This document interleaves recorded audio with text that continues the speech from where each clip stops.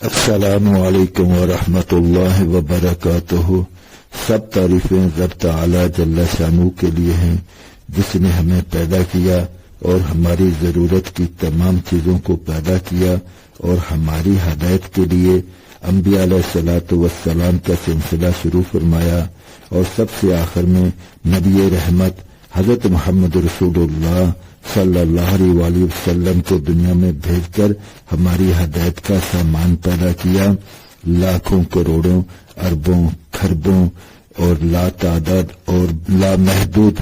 درود و سلام علی محمد وعلی آلہ واصحابہ وازواجہ وبناتہ وبارک وسلم۔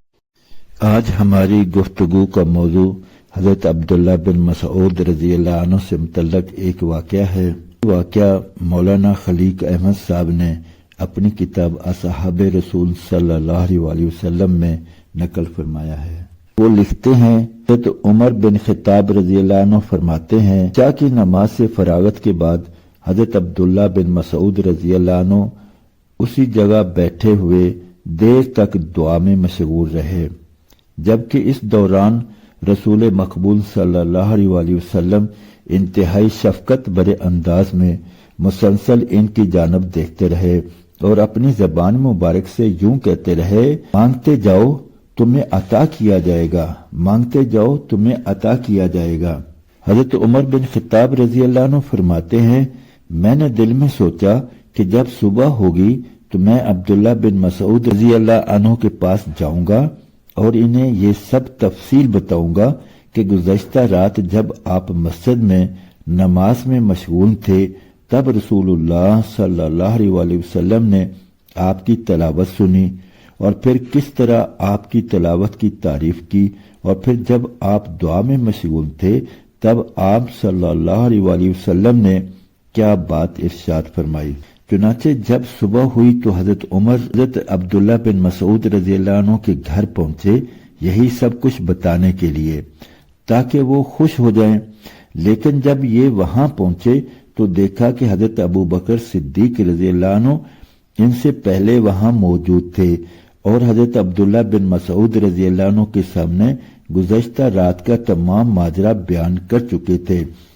تب حضرت عمر رضی اللہ عنہ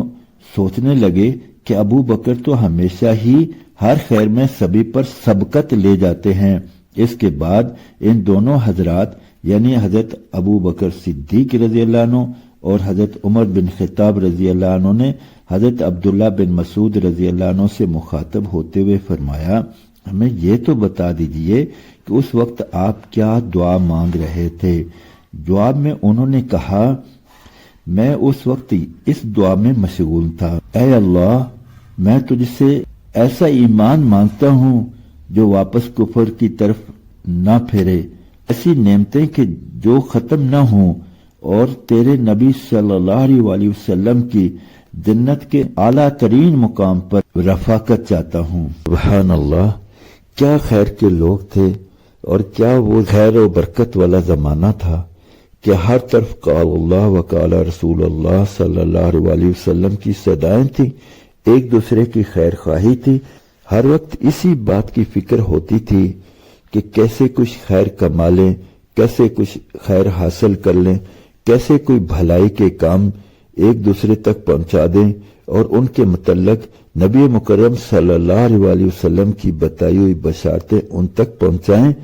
اور ہر وقت آخرت ان کے سامنے تھی۔ ہمارے ساتھ مسئلہ یہ ہو گیا کہ آخرت ہم سے اوجھل ہو گئی، ہمارے سامنے ہر وقت دنیا اور دنیا کی لذتیں اور دنیا کے عیش و آرام اور دنیا کے ساز و سامان ہے، اس لیے ان کی باتیں اور واقعات عجیب محسوس ہوتے ہیں۔ کاش کہ آخرت ہمارا بھی مطمع نظر بن جائے۔ اللہ رب العزت ہمیں ایسا ایمان عطا فرمائے کہ آخرت ایسے ہمارے سامنے آ جائے جیسے آنکھوں دیکھی بات ہو، اور اس میں ذرہ برابر شک اور شبہ باقی نہ رہے۔ اس بات کو پیدا کرنے کے لیے اللہ رب العزت کی فرمائی ہوئی باتیں اور رسول مقبول صلی اللہ علیہ وسلم کے ارشادات ہر وقت سامنے ہوں، تو اس کے لیے تو بھائی ان باتوں کو دوسروں کے سامنے بیان کرنا پڑے گا، ان کو پہنچانا پڑے گا، تب تو جا کر ہمارا دل مانے گا، ورنہ دل تو یہ تو ایک دم پھسلنے والا ہے، ادھر سے ادھر ہوتا رہتا ہے۔ اس لیے گزارش ہے کہ ان باتوں کو اپنے دوست احباب عزیز و اقارب تک پہنچائیں، انہیں بھی نیکی کی طرف آگے بڑھنے والا بنائیں اور آخرت کے واقعات ایک دوسرے کے سامنے بیان کرنے والا بنائیں، تاکہ آخرت ہمارے سامنے ہو، نیکی کا کام کرنا آسان ہو اور برائی سے بچنا آسان ہو۔ اللہ رب العزت مجھے، آپ کو اور ہم سب کو عمل کی توفیق عطا فرمائے۔ اب تک کے لیے اتنا ہی، انشاءاللہ ملتے ہیں اگلی ویڈیو میں، تب تک کے لیے اللہ حافظ۔ السلام علیکم ورحمۃ اللہ وبرکاتہ۔